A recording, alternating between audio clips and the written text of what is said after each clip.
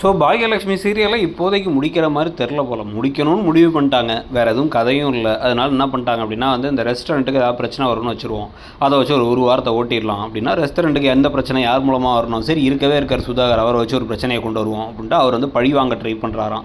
அவர் business நடத்துகிறாரா, பழி வாங்குறது மட்டும் செய்கிறாராங்கிறதெல்லாம் தெரியலன்னு வச்சுங்க.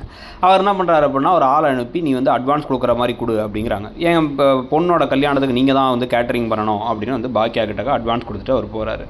அதுக்கப்புறமா அட்வான்ஸ் கொடுத்துட்டிங்களே அப்படின்னா, அட்வான்ஸ் கொடுத்துட்டீங்க, அந்த 50,000 பணத்தை வச்சு நான் ஆரம்பிச்சிட்டேன் அப்படின்னா, 50,000 நான் 5 லட்சம் கொடுத்தேன் அப்படின்னு அவர் போலீஸில் கம்ப்ளைண்ட் பண்ணுறாரு. போலீஸ் உடனே இந்த மாதிரி ஒரு மக்குத்தனமான ஐடியா பண்ணால் சுதாகர் எப்படி தான் இவ்வளோ பெரிய பிஸ்னஸ் மேன் ஆனாருங்கிறது நமக்கு தெரிலன்னு வச்சுக்கோங்க. அவர் உடனே டபக்குன்னு 5 லட்ச ரூபாயா, 5 லட்ச ரூபா நீ கொடுத்தியா அப்படின்னா, ஆமாம் அப்படின்னா, என்னமா அப்படின்னா, என் பொண்ணோட கல்யாணத்துக்காக சேர்த்து வச்சிருந்ததுலாம் அவர் பேசிகிட்டு இருக்காரு. பேசிகிட்டு இருக்கும் போதே இனியா எப்போ கொடுத்தீங்க, எவ்வளோ கொடுத்தீங்க, உங்கள் பொண்ணு கல்யாணம் எங்கே நடக்குது அப்படின்னா, இந்த மஹால்னு ஏதோ கதையை விடுறாரு. போலீஸ் எல்லாம் கூப்பிட்டு வந்தவர் அந்த பிளான் கூட பண்ணலையாங்கிறது நமக்கு தெரியல.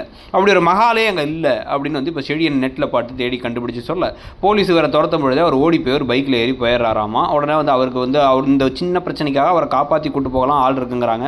அதுக்கப்புறமா பார்த்தீங்கன்னா சுதாகர் தான் அதுக்கெல்லாம் பின்னாடி இருந்திருக்காரு. அவர் அந்த ஆளை பார்த்து தனியாக பேசினதை நான் கவனித்தேன் அப்படின்னு எழில் பேசுகிறாரு. என்ன நடக்குது அப்படின்னு கேட்டால், ஒன்றும் நடக்கலை, சும்மா கதை இல்லைங்கிறனால ஏதாவது ஒன்று பண்ணுவோன்னு பண்ணிகிட்டு இருக்கோங்கிறத மட்டும் தெளிவாக பண்ணிருக்காங்க.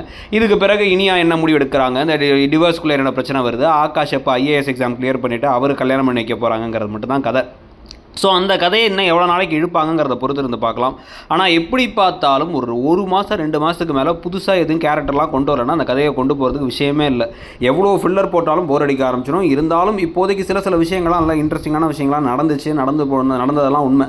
ஆனால் அதோடு இந்த கதை முடிஞ்சிடும் தான் தோணுது. எல்லாத்தையும் ஒரு தடவை காமிச்சிட்டு பாக்கியா திருப்பி அந்த கேஸ் போட்டு அந்த 2 ரெஸ்டாரண்ட்டையும் நடத்துறது அவங்க பெரிய ஆளாக இருக்கிறதோட அந்த சீரியல் முடிஞ்சிடும்னு நினைக்கிறேன். ஆனால் பாக்கியாவும் கோபியும் சேருவாங்கன்னு நினைக்கிறீங்களா, இல்லை சேர வேணான்னு உங்களுக்கு தோணுதாங்கிறது சொல்லிட்டு அப்படியே இடம்பொருள் சேனலை மறக்காமல் சப்ஸ்கிரைப் பண்ணி அந்த பெல் ஐக்கானையும் கிளிக் பண்ணிவிடுங்க. தேங்க்யூ.